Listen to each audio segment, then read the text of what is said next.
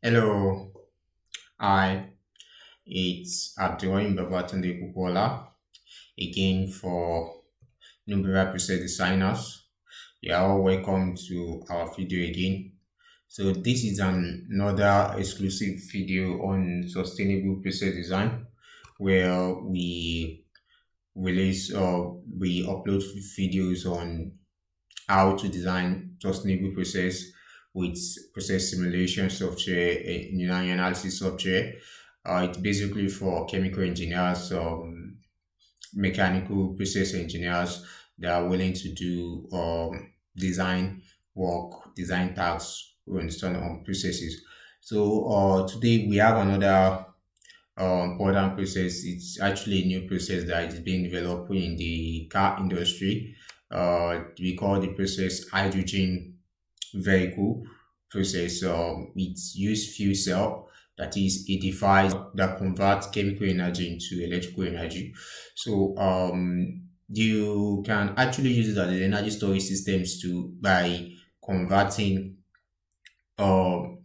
using energy from renewable energy like to save up hydrogen, because hydrogen, the main fuel for this fuel cell is hydrogen fuel, you understand. So you can separate the hydrogen from water, so by using electrolysis process, then when you store the hydrogen you can now use it in your car in this kind of process, or you can use it to generate electricity or any other things, you understand. So this is a typical example usage of the hydrogen. So we used to call this kind of technology a green hydrogen technology, because it's you can use hydrogen from renewable energy source, you understand, and it has zero emission.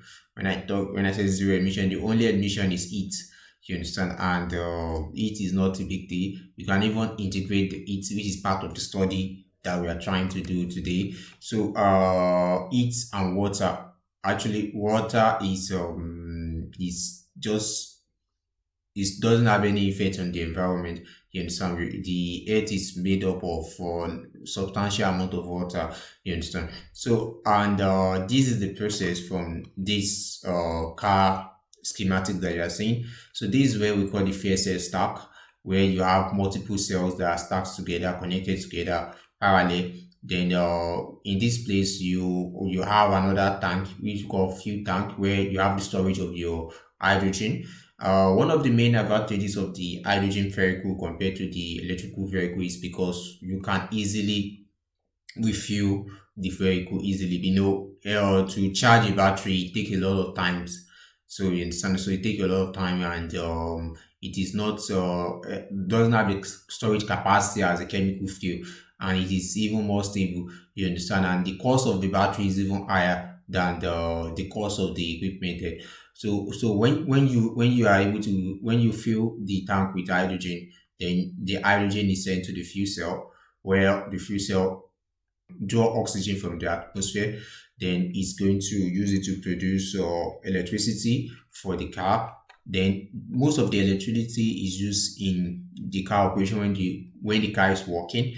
But there are sometimes, you can't the fuel cell power production is not really flexible. Like, you can't really, sometimes you need to accelerate. So when you need excess power, you have to use, that's why most of this system has a battery. You can see another battery pack at the back, where when you are not using the car, it will be storing it will be recharging the battery.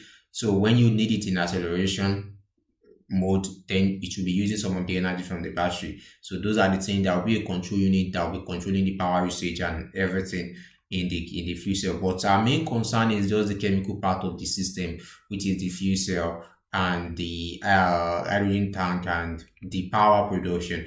You understand? We want to be able to get how the power production will be able to relate with the fuel cell parameters, like the temperature of the fuel cell, operating temperature of the fuel cell, the there is a parameter for each integration that we are going to consider too, and we are going to consider the current density, the current operating current density of the fuel cell. that we are operating the fuel cell in, because the flow rate of hydrogen that you are sending to the fuel cell will determine the current density of the fuel cell.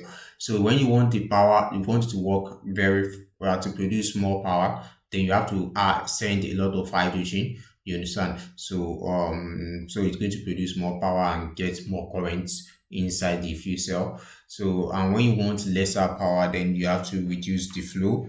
You understand? So when you want to check the effect of this flow rate and stuff on the performance of the fuel cell system. And although there's the our main work today is not just hydrogen fuel cell car, we are actually considering another kind of fuel that we call ammonia. You know, ammonia contain like three hydrogen atom in its molecule. So you can use ammonia as like a hydrogen storage system, hydrogen storage compound. You understand? So and you can even, because hydrogen is very very difficult to store and is very highly flammable. It is dangerous. You have to store it at compressed, like high pressure, and there are some stiff safety guideline that you have to follow. You understand? So those will increase the cost and durability of the whole process. So sometimes we used to use ammonia as our fuel. So instead of sending hydrogen inside this fuel tank, you can just put ammonia there. You understand? Then there will be, if the temperature of the solid oxide of the fuel cell is very high, then there will be thermal cracking of the ammonia into hydrogen and nitrogen in the fuel cell. Nitrogen is inert, so it's not going to affect the process. Then the hydrogen can be used now to react with oxygen to generate electricity for the car. So that's the basic idea. So we have the flow sheet over here for the process. So I'm going to explain the flow sheet one after the other. So this is our ammonia coming from the tank of the fuel tank of the system, and it has a compressor for the flow. Then this heat exchanger for like a recuperator to integrate the heat that we're getting from the process. So we have a decomp reactor to decompose ammonia into hydrogen and nitrogen. Then this is the anode dot, and this is the cathode dot of the the fuel cell. Then we have the afterburner, which serve like a afterburning, like when that burn the unreacted fuel to generate thermal energy that you can use to reheat the feed, because this process actually occur at a very high temperature. I'm going to show you when I run the simulation. This is the temperature that the process is occurring, because solid oxide electrolysis, that's the technology that we are trying to use in this process, and it's currently at 910 degrees Celsius, which is very high temperature. So you have to get to this high temperature, and you can't store your ammonia at that temperature. So you must heat up the feed. So instead of using the external heater, you can integrate some of the heat, you understand, by burning, that you can generate by burning the remaining unreacted fuel from the fuel cell.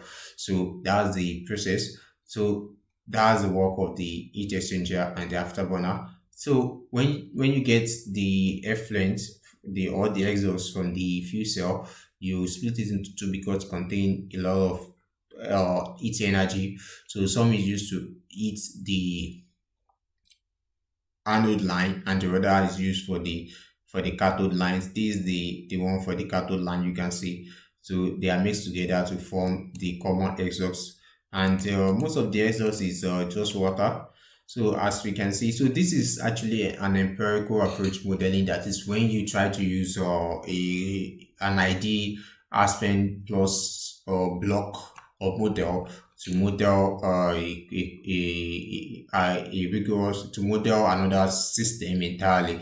In some the system that we're trying to model now is a fuel cell, solid oxide fuel cell. So we can use different kind of block that we can combine together to serve the purpose, because majorly it is just what we are concerned about is the input and the output. And um and for this we can have like a calculator like a calculator to calculate the fuel cell parameters. So that's the work of this calculator. So it's going to help us to calculate the fuel cell parameters like the current density, you understand, the area of the cell, the numbers of cells, this what hydrogen utilization factor, ammonia flow rate. So everything is connected with the system, and you have the voltage and the power loss factors, the efficiency. So it's going to calculate all this based on this. So based on the performance of this flow sheet. And for all this block, this is model as a out plug or block. This is it's our stock, like a stoichiometric reactor. Then this is our Gibbs reactor. It's just to generate combustion process, that is by minimizing the of the Gibbs free energy. So it's going to calculate the phase equilibrium. So and you have the inert is okay. The products, you don't need to put it because the components also contain required amount. So it's going to calculate the minimize all the components gives free energy based on the temperature that we specify here. So there is no duty. We just want it to generate. We want the combustion reaction. So you just need ignition power to burn it. You understand? So once you send the ignition energy, then it's going to combust, and you are going to get your heat that you need to reheat the feed. So and that's it on the R dips. So for the stoichiometry, for the R decoms, I specified a reaction for the R decoms. So this is the decomposition reaction over here. If you go there, you see the decomposition reaction. So and you can see two ammonia, nitrogen. So the reaction is based on the catalyst race and partial pressure of the component with other, let me see, of ammonia. So it's going to be the rate of the that we use to calculate the rate of the reaction, and this is a outstock. So we are going to specify the conversion based on the oxygen hydrogen utilization factors that has been that is part of the parameter of the fuel cell. So it's just the rate at which the fuel cell is utilizing is using hydrogen to produce water. You understand? Those the performance factor of the fuel cell. So that's it. So then for the others, we have the cathode. So we have the oxygen utilization factor in the cathode too. By going to this place, you see oxygen utilization factor here. So it's going to send the oxygen that you have in this line to react with hydrogen in the anode to get water and generate the energy that will convert to electricity. So then we are going to do some series of calculation in this calculator over here to get the power and the voltage, the power, the net power, and the efficiency of the process. So and that's majorly everything on the process. It's not much process like that. It's just the usage that is important. That is what you can use the process for. That is important. So and I'm trying to run the model now for when you specify. I specify the current density to run the process because you have to get the inputs and the output for the process when you are trying to run the model. So the current density is 350, the area is 1000 centimeters square. The numbers of cells is 100 cells for the ammonia solid oxide fuel cell vehicle. So and the utilization factor, hydrogen utilization factor is given as one. Let me see. Okay, it's okay. Hydrogen utilization is 0.85. Then you have ammonia flow rate is going to calculate it and everything. So like I said, when you specify the current density, is going to calculate the ammonia flow rate. The ammonia flow rate depends on the current density. It's what you know is from the Faraday equation. You understand? So the from the electrolysis, the more the current, the higher the hydrogen is being formed. So for a fuel cell, it is also vice versa too. The higher the hydrogen production rate, hydrogen flow, then the more the current inside the fuel cell. You understand? Then then you have some resistance that will try to damp the power production. You understand? So those are the, so then we have the power, the voltage, and everything is there. So we are going to run the simulation and see the results. Okay, it is done. The result is available.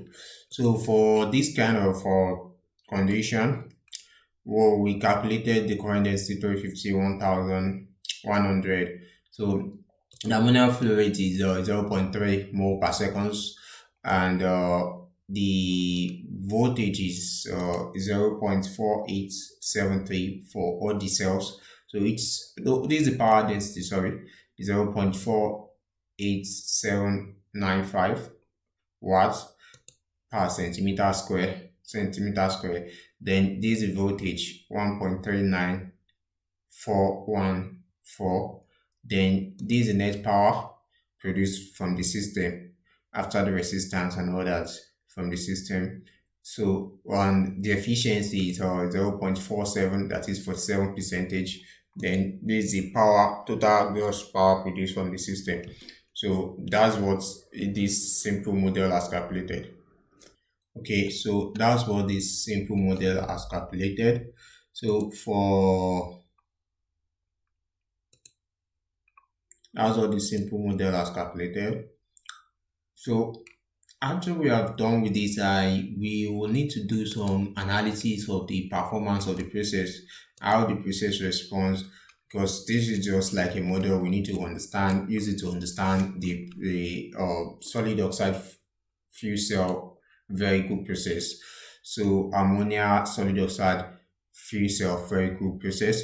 So I'm going to be doing some analysis first. I'm going to do what we call the polarization curve of the fuel cell to get the response of the current density and the voltage of the cell.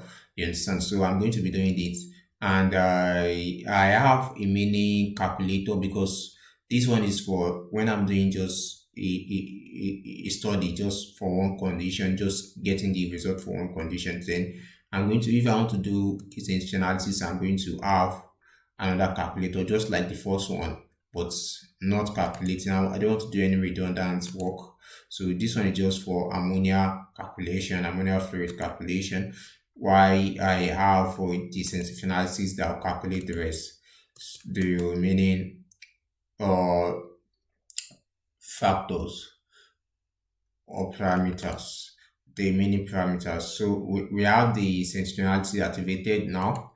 So then these are the manipulated variable. The first one is the current density that I want to be changing and getting the model response to change in current density. And we have the temperature of the cell, which is from the decoms, because all these blocks, they are connected, so they literally have the same temperature. So you can see this 910, this is also 9, this is also, okay, this is also 910. So it's going to transfer all the temperature to those blocks. So and we I'm going to check the effect on temperature, cell temperature, that is the solid oxide temperature. So we are going to see how it respond, the process response to temperature changes, operating temperature. So if you are saving enough energy in at high temperature, we are going to see. If you are not, we are also going to see. Then we have this split variable, because there is optimization variable parameter here that you can use to optimize the process, which is the splitting fraction of the stream of the exhaust. You understand? Because that the exhaust will be the one that coming in anode, and another one that is coming in the cathode.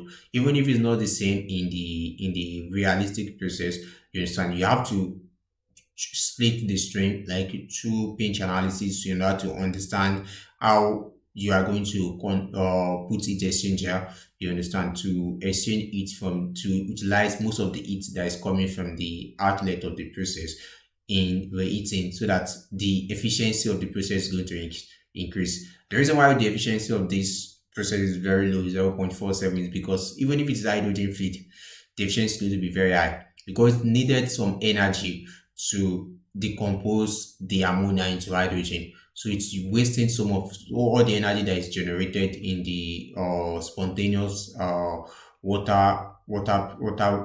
hydrogen and oxygen reaction to form water.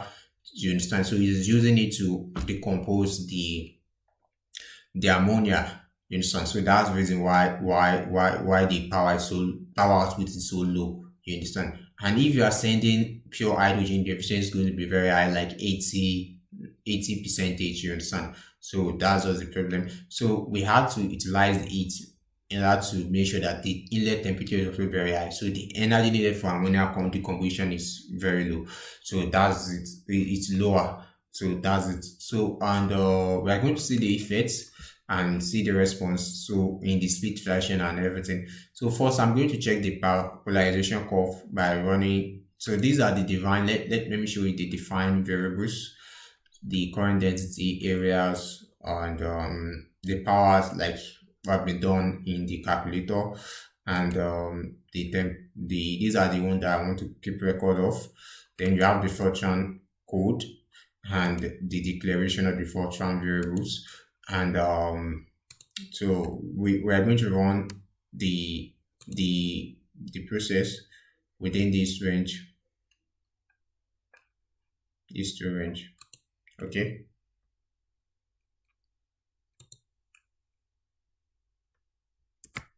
Okay, so we have the results. So this is the result within the current density. So from 250 milliamp per centimeter, or 0.25 amp per centimeter, to 0.4 amp per centimeter square. So we're going to see the response of the polarization curve of the model.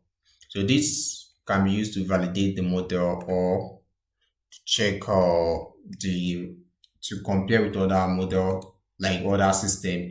So and for example, different jet fuel cell has their polarization curve, how their voltage and current is depending on the resistance of the cell. You understand? You know, there will be different resistance associated with the cell, like your electrolyte membrane resistance. There will be material resistance, the wiring resistance, stuff like that. So you can get the polarization curve to compare. So this follow the normal path trend, and the for it increase in the current, then the voltage drop. You understand? Voltage and current, they are inversely proportional. So and so with increase in voltage, there will be drop in current. So and with increase in current, there will be drop in voltage. So so then we are going to try to plot the performance with respect to the power production and the efficiency. So as we are increasing the current, so we want to see the reference the performance in terms of the net power. So this is the power production and the efficiency. So we for increase in the current, the power production increases as expected. You understand? Higher current means higher ammonia feed, then higher production rates. Then we have the ammonia also increasing. Then the efficiency actually drop. Yeah, like I said, because you need more power for ammonia decomposition. So that's the main limitation of this process. That is, the ammonia decomposition has to be optimized, has to be studied very well in order to get in a way of understanding this. And this is the power density too. I guess it's going to follow the same temperature as the rest. So it's follow the same trend as the power. So you can see the power density response. So and so we can try to do the temperature response, and then the splitting fraction. Then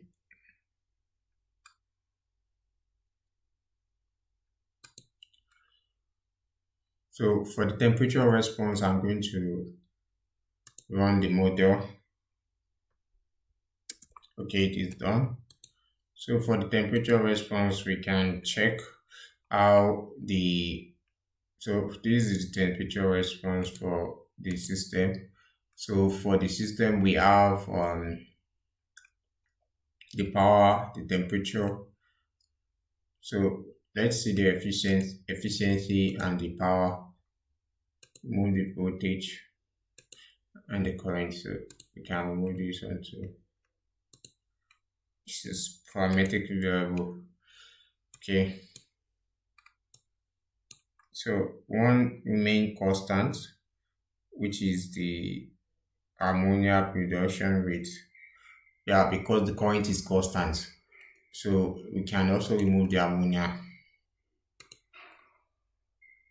So this is the response with respect to higher temperature. So when you are increasing the temperature, because there will be more energy for ammonia decomposition, so the power production will decrease. For ammonia solid oxide electrolysis fuel cell process. So that's the process, and I'm going to do the last one, which is for the splitting fraction.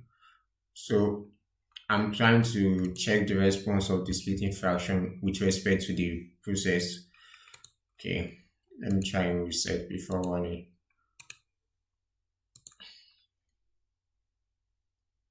Okay, it is done without any warning. So, and this is the splitting fraction and this is the response. You can see the voltage is actually not changing much, or it's actually optimizing the process. So the inlet temperature is very sensitive.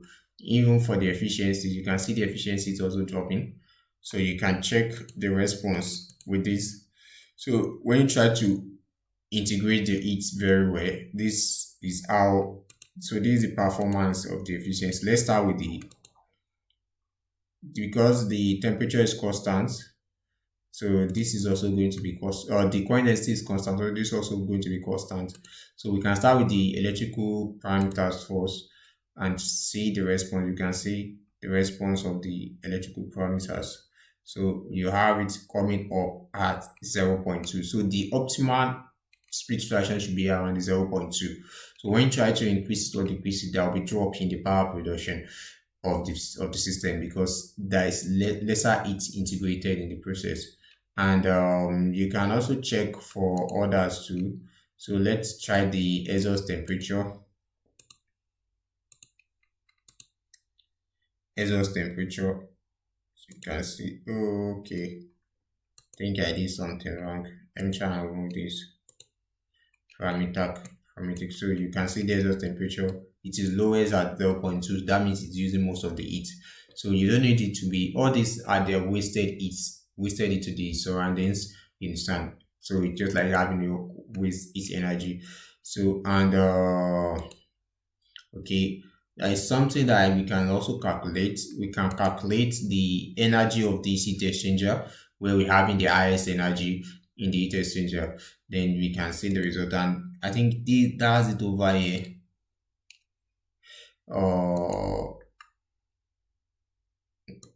In tablet. So where is this function variable? Wait a minute. So I'm going to do it now. Divine. So I'm going to call the energy Q int 1. So I'm going to do it very fast so that it is just there. So I'm going to go to block variables. Then we have heat exchanger 1 energy. So I'm going to pick heat exchanger 1 energy Q calculated. That's the total duty of the heat exchanger 1.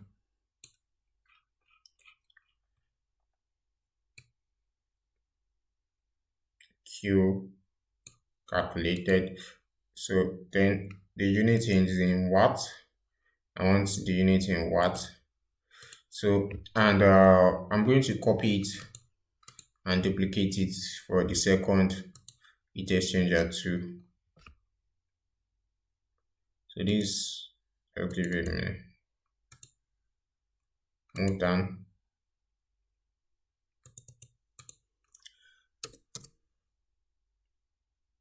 cylinder 2.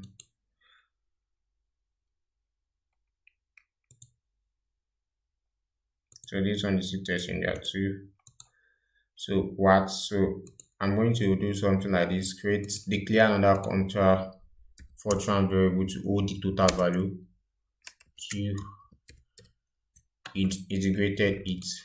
So I'm going to write that value to be here. Q int is equal to Q int 1 plus Q int 2. Q int 1 plus Q int 2. So that's it here, over here. So we have the function here, Q int 1 plus Q int 2. So we are going to use this, and okay, I have to tabulate it. So we have Q int.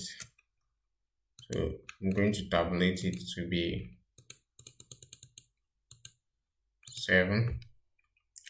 So I'm going to run it and see its response for the total duty. So this is the value. So I'm going to see its response.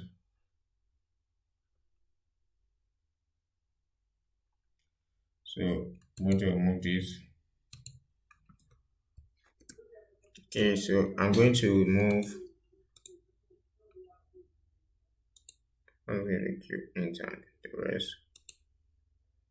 Okay, so this is the response. You can see 0.2 is the highest, and then you have the maximum Q ETT integration. And even when you compare this with the efficiency of the process, you can see that's where you have the maximum efficiency at at the 0.2 split fraction. So when you adjust the splitting fraction, then it will affect the efficiency of the process. So that's the end of this introduction. From here, you are able to understand how to do modeling of a solid oxide electrolysis or fuel cell vehicle process in the in Aspen Plus, how to adjust the parameters, for example, the power that you are able to get from the process, the power of the process is very close to the required power rating for most of these cars. You understand? So that you can get the efficiency, how to optimize the efficiency of the process and the power density and the voltage of the process. So you can see the impact of its integration in optimizing, enhancing the efficiency of the process. So if you are able to integrate or develop a splitting algorithm for the fuel cells, cooling and heating, it can help to increase the efficiency of a fuel cell. So thank you very much for watching. I really appreciate your time. So stay tuned to this channel and send me message and chat me up, disturb me with your work and your research. I want to see what you are doing. I want us to collaborate and discuss together. So you can see chat me up from our info that you have in the beginning of this video. You have channels on you on email.